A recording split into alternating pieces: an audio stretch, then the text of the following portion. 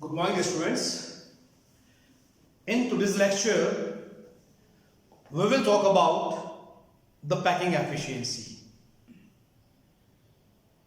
See, we have talked about the three important types of unit cell.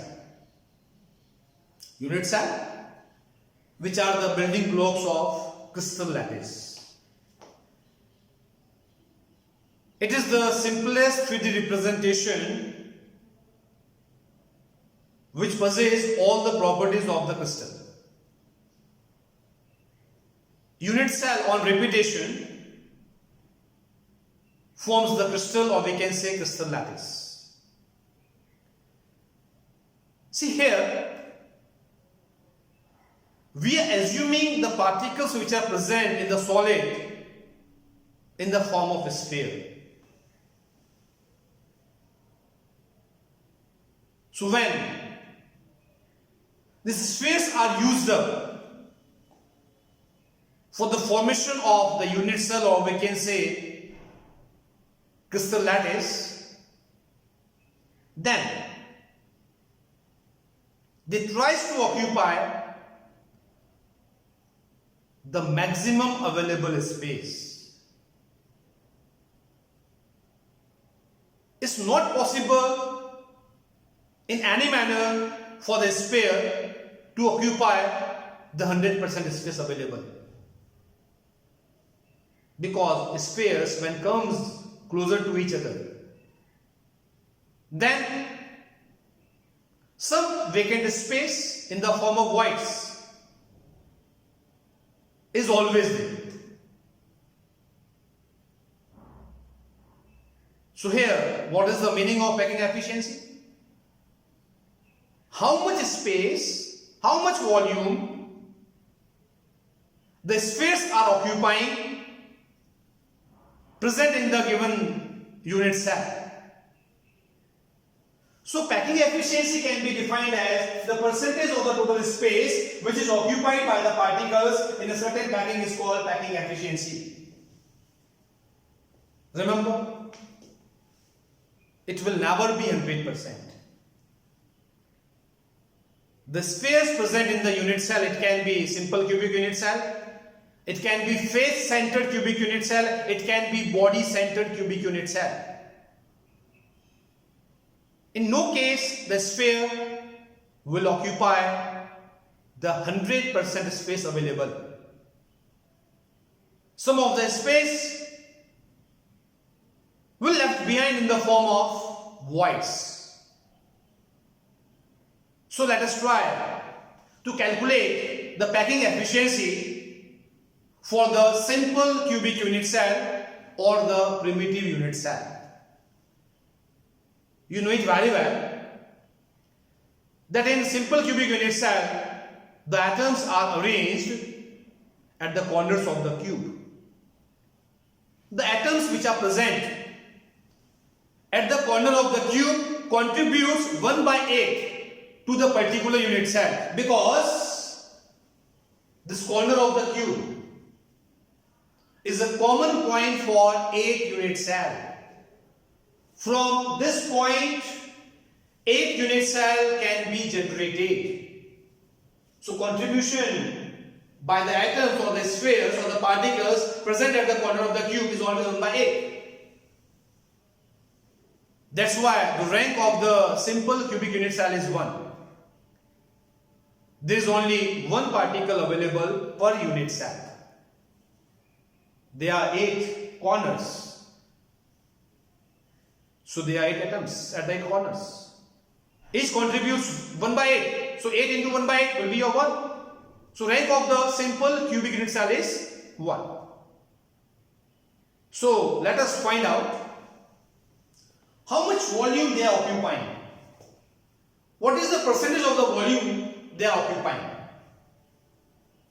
Available space is 100%. Clear? So if we consider this cube, see, these atoms are closely packed. They are in contact with each other, but we have shown far apart so that we can visualize the structure. So if we talk about this cube, then this is the maximum available space for the sphere. So how we calculate percentage? Marks obtained by total marks into 100 gives you the percentage of the marks. In the same manner, we can calculate packing efficiency. Volume of the sphere divided by volume of the cube into 100 will gives you the percentage of the space occupied by the sphere present in any unit cell. Here it is simple cubic unit. Sorry, here it is simple cubic unit cell, primitive unit cell. So let us see. In simple cubic unit cell, there is only one atom sphere per unit cell. Atoms are assumed in the form of a sphere. Clear? And these atoms are in contact with each other.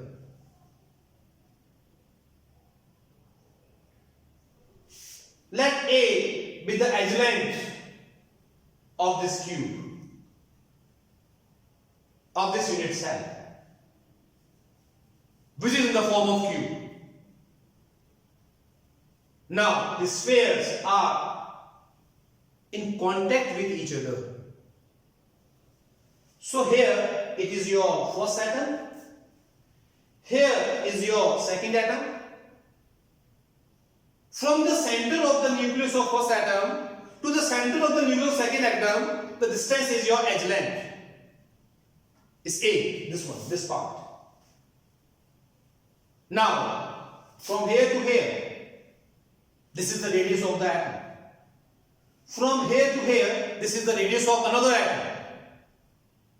So if we talk about A, edge length, it means there will be 2R. Radius from both the atom. So how we can write the volume of the unit cell? Let A be the edge length of the unit cell and R be the radius of the sphere. Volume of the sphere is 4 by 3 pi r cube. Make it A. As there is only one atom or sphere available per unit cell, so total volume occupied by the sphere will be 1 into 4 by 3 pi r cube. So it's simply 4 by 3 pi r cube. Now what about the volume of the cube? So as the spheres at the corners are touching each other, the edge length A is equal to 2R. These are in contact with each other. Edge length is equal to 2R. So what is the volume of cube? Volume of cube is always a cube. L into B into H. L is equals to B equals to H. L is A, B is A, H is A. So A into A into A, it will be A cube. Now what is A? A is 2R, so A can be replaced by 2R, so A cube can be written as 2R cube. It will give you 8R cube. This is number second. So this is the total volume available for the spheres where they can be accommodated. But they are not utilizing all the available space. That's why we are talking about packing efficiency. So how to calculate the packing efficiency? Percentage of space occupied by a sphere will be equals to volume of a sphere divided by volume of cube into 100. What is volume of a sphere? It is 4 by 3 pi r cube. What is volume of cube? It is 8R cube into 100. Cancel out the common terms, you will get 52.4%. So out of the 100% space, only 52.4% is occupied by the sphere. The remaining part, that is your, we can say 48.6%, remains in the form of void, remains in the form of vacant space. In the same manner, we can calculate the packing efficiency for face-centered cubic unit cell and body-centered cubic unit cell. In face-centered cubic unit cell, we will take face diagonal.